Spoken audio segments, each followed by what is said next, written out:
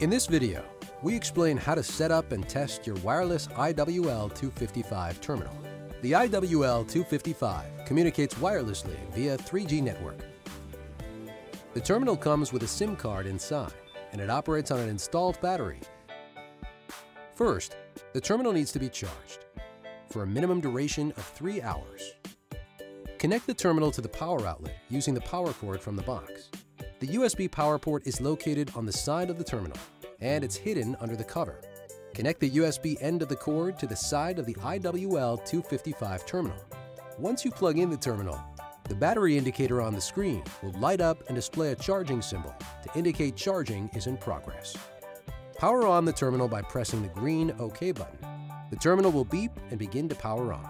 Once the terminal has powered on, wait for the phone icon at the top center of the screen to turn green. The green indicates that the terminal is successfully connected to the wireless network. This may take up to 2 minutes after powering on the terminal. Once the terminal is powered up, you need to perform a simple connectivity test, otherwise known as key exchange. Press 9 for more, press 4 for admin, and press 2 for key exchange. The terminal will connect to the host and will display key exchange successful. Once the terminal displays key exchange successful, you are good to go. We invite you to give us a call should you have any questions. We'll be happy to help.